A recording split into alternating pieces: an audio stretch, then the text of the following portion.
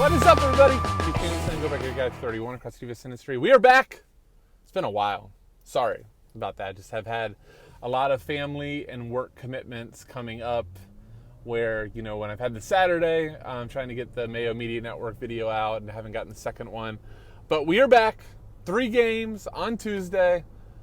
Should have one up every single day this week for the fixtures.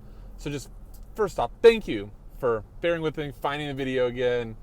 And let's just crush this slate. So we got 3 games. Let's start out with Manchester. And just a quick reminder, if you're new to the channel, refound the channel, was like, I thought the guy was gone, and I'm back. But like, subscribe, comment on the channel. It all really does help. One other thing I'm going to throw out there, because, you know, hopefully now that things are getting personally or back into like good shape where I can do some more content, should be seeing some more Sorare stuff from me out there for those that are interested or don't know. I'll maybe try to mention a little bit more at the end, but check out there. Message me if you have questions. All sorts of awesome football stuff going on. All right, let's jump into the games. First game I want to talk about, and by the way, if you see my hand move up, new car, and I don't have the mount installed, but you know, I really want to get this video out there. So Manchester United, I want to start with them. They're not the biggest favorite on the slate. West Ham is big favorites on the slate. But I think how you handle Manchester United is going to be the most important thing of this slate. Manchester United at Burnley, okay, so our only away favorite, minus 176, 2.5 total. And we got sub 9K Ronaldo. We've got $9,200 Bruno. We've got Luke Shaw taking some set pieces at a very, very mid-5s. So what are you going to do with all of them? I think a lot of people are going to immediately just plug all 3 in. Like Ronaldo under 9,000, I think for a lot of people is going to be a lock and load. The issue with that is just what are you going to do with your builds, okay? So let me just kind of outline like what I would want to be able to do, right? I want to take, we'll talk about him soon, I want to take Jared Bowen as a forward, as a minus 225 favorite versus a very weak Watford side that also is playing on short break. I want to just lock and load Jared Bowen. I want to lock and load Bruno Fernandes because, you know, as much as Ronaldo is a lock, Bruno, you know, gets some sets, has a very similar shot for his Ronaldo, and hell, after Ronaldo just skied the last PK, or was skied or missed wide, I didn't actually get to see it, but didn't even get it on target. Does Ronaldo go right back to PKs, or do they give Bruno a shot? I don't know if we know that answer. And then, so, you know, I want Bruno. I want 3 defenders, ideally. I want Ryan Fraser. I want Luke Shaw. I want Aaron Cresswell. And before you know it, though, you're going to run out of salary. You can't fit Ronaldo in that build. You can't fit Mikel Antonio in that build, who is in a great spot as well. So something's going to have to give. And my inclination as while recording this is maybe that what has to give is Ronaldo. As crazy as it sounds, I think I can fill other forward spots. We got Jaden Sancho, assuming that he's healthy, 5,500, you know, takes a random corner, does a few things. He's expensive enough, right? Like expensive enough in real life, has a lot of quality. You know, am I sure that I should spend 3,000 more on Ronaldo? You know, could I go get cheeky with like a Wout Weghorst? Could I do, you know, maybe we get Said Benrahma from West Ham? There's a lot of ways you can go, not even including like a Richarlison or somebody from the Newcastle side. So I think how you handle Ronaldo in so many ways, like the performance of Ronaldo, I think decides this slate.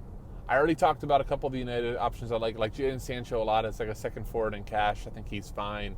Bruno obviously is a great play. Shaw, sub 6K for sets for a favorite. We know that Burnley likes to bunker in there, which can be another reason that Ronaldo could struggle, right? I'm going to talk about he's going to struggle and he's going to score 3 goals in my face. But we know Newcastle likes to keep things tight, invite crosses in. Could Ronaldo find a header? Of course. Hasn't been as potent this year on them. But it really does make the wide areas for Manchester United interesting for guys like Luke Shaw, for Bruno when he drifts out there, for Sancho, because that's where you can exploit Burnley on. All right, I think that's enough of United. I think Diego Dalot is a fine play too. Just defender is so loaded because DraftKings still, you know, my joke in our Discord is that DraftKings doesn't know soccer exists because of just some of the decisions they make. Like Ryan Fraser, still a defender. He played one time. I think the whole season as a right back. Been playing like left wing, right wing the last like 6 games. Yeah, he's still a defender. So anyhow, that's United. Burnley, Cornet, McNeil, Westwood, I think they're all in play. maybe more GPP, maybe stack somebody with Weghorst, but I don't really think you're targeting anybody for Classic. If anybody would be McNeil, forward eligible. Those sets are always just kind of a mess. We know that Ashley Westwood's always going to get some, but is it going to be Cornet? Is it McNeil? It seems like it's back and forth, back and forth. My gut would still be McNeil, but you never know there. And I forgot to double check Saturdays versus Watford, and I'm blanking on it. So DM me or find me in chat, and I'll have that answer right. But I don't think that you're going into this slate targeting one of them with the forward options that are available, because I think Jared Bowen is going to be a lock and load as one of your forwards. Then I think you're going to be looking going down to like a Sancho or like another punt, or maybe considering a Ronaldo, a Mikel Antonio, a Said Benrahma. I would think that that's the route that you would go. All right, that is enough from that game. Let's go to the West Ham game versus Watford, because I think this is the juice game that there is. I think in GPPs, top guys are going to stack them. And I mean, not only just the odds, but, I don't know if it's a makeup. I didn't read it. I don't know if it's a makeup game or if Sunday was a makeup game. Saturday was a makeup game. I'm assuming it was actually Saturday because Saturday was FA Cup. But Watford just played. And so did Burnley for that matter. But, that's a tough game. I didn't even think about that. Like, in my head, it was always Watford. Burnley just played Saturday, too. So that's even more reason I don't really like Burnley. Just very, very, very short break on a very, not very deep team. So I really like West Ham here. I think that Jared Bowen, I've been talking about, I think just he's like a lock and load as a forward. He's going to split sets with Cresswell. He's been awesome all season. Not only open play, but just giving you floor points as well. So you get that floor plus a decent chunk of ceiling, and that is just a little too hard for me to avoid. And Watford, they looked a little bit better, right, versus Burnley. Didn't concede, but Watford's been pretty terrible all season. West Ham could really use a win here. So I think I'm going to be very, very bullish on West Ham. I think Aaron Cresswell, 6,100 is a great cash play. Again, you go Cresswell and Bowen, and you should have 100% of West Ham sets. The only guy that could come in there and probably screw it up a little bit is Pablo Fornals.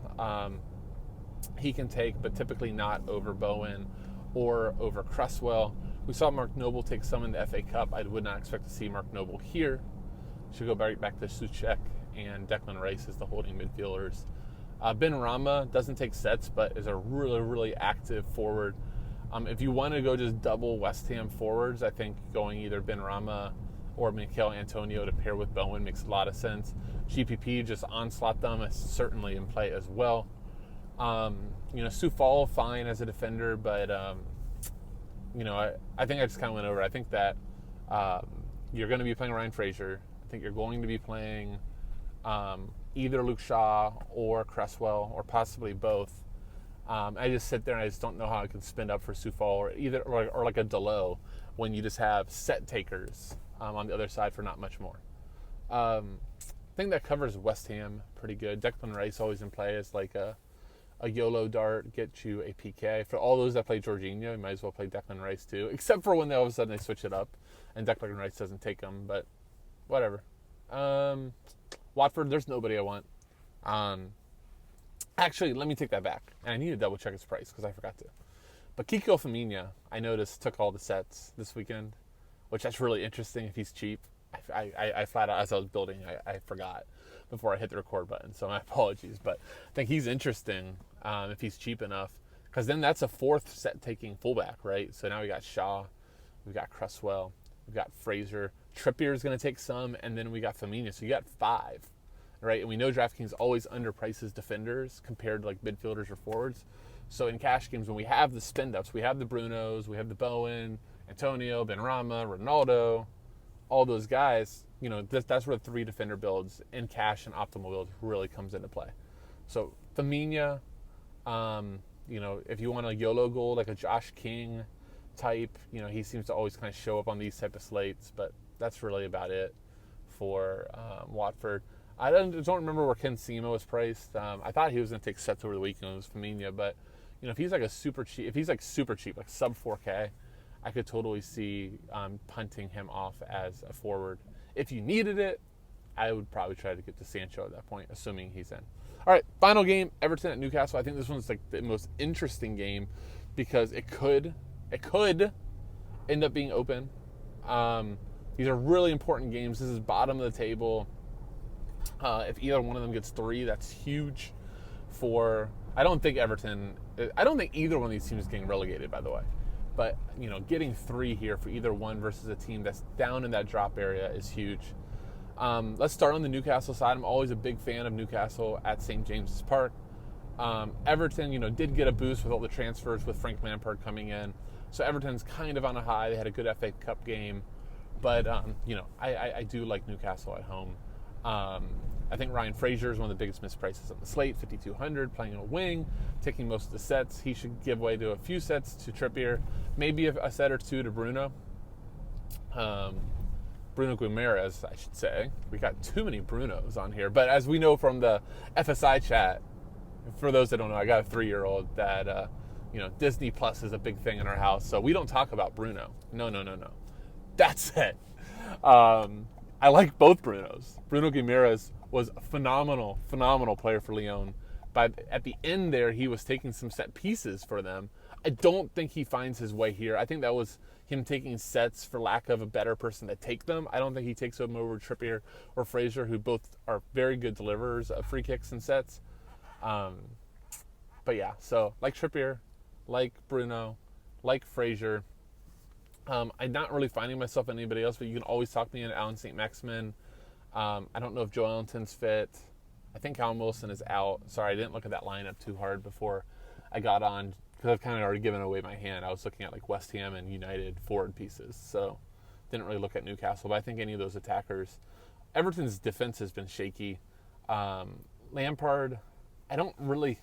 It's just so weird, right? Rafa Benitez has always been known for organizing defenses, and Everton's defense by the end was a shamble. Frank Lampard is not known for that, even back to Derby County. So, I don't know in a short amount of time if he's going to fix that. He should fix the attack, make them more lively, maybe more lively in possession, but I don't necessarily know that he's going to fix them tactically in the back. Yeah, and then Matt Target, I forgot, he went as the left back for Newcastle, so he possibly could take some sets too. I don't see him taking over the others, but, he should be attack-minded, a lot more attack-minded than like Paul Dummett was. So anyhow, that's Newcastle. Everton, sets should be Demarai Gray. Yeah, it should just mostly be Gray. Okay, so they are showing Townsend's fit, just, is not on that predicted lineup for SofaScore. So if he's in, that could be a forward option for you.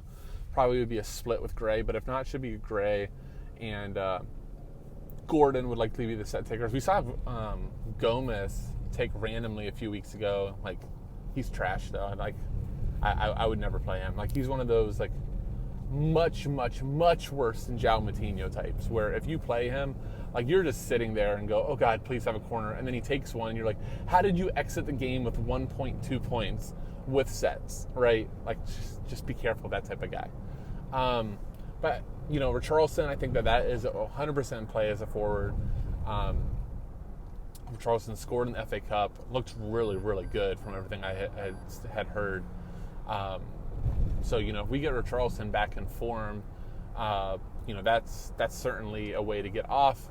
Ronaldo ownership, West Ham ownership, go a different route. Wouldn't really be on any of the fullbacks here. I've already talked about how deep the fullbacks are. Demarai Gray, probably the only play for Everton if the lineups kind of go as we expect with being Gray, Richarlison, and Gordon, and Richarlison more GPP. I don't think I go there in cash, but if you did, I would not call you crazy at all. Goalie, I'm sure trying to mention it. I think Nick Pope is probably going to be the most common play just because of all the spin-ups. You got Burnley at home versus United, who took a whole hell of a ton of shots in the FA Cup. What was it, versus Middlesbrough?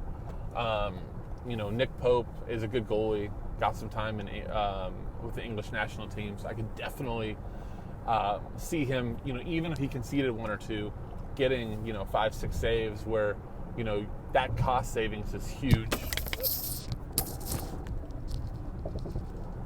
Sorry, this is what happens if you talk about goalies in the car. Stuff like that happens, but yeah, I could see him, even if you get 5 to 6, 2 goals conceded, get 5 to 6 saves, and he could still be the right play. You get 6 to 8 DK out of a cheap keeper, even if there's a keeper that got a clean sheet win. Like if you played Fabianski, he gets a clean sheet win, but only gets 1 save, or Ariolo, whoever's starting for them. That's not that much different, and you spend a ton more money, especially in this slate where there's so many options. I would much rather take the salary. That would be my preferred goalie. All right, that'll do it for this video. I'm not going to really talk about Sorare here. I'll have a video up, but for those that don't know what Sorare is, NFT soccer game cards. It's not the cheapest game to play, but for those that have played it before, it is awesome in so many ways. You can find one of my videos on the channel, just how to build an MLS team for under $500 that can do some yielding. Check that out, or hit me up on Twitter or on Discord if you want to talk about it a little bit more. But you should see some more videos coming out from it on me, or check out for those that were DFS streets. Andrew Laird, formerly of RotoWire, now works for Sorare Data. Check out their channel. He has some awesome content up there, and that probably could explain it a little bit more than me in a 30-second while I'm driving thing. So with that, I'm going to do it. Thank you guys once again so much for watching. Let's crush tomorrow. See ya!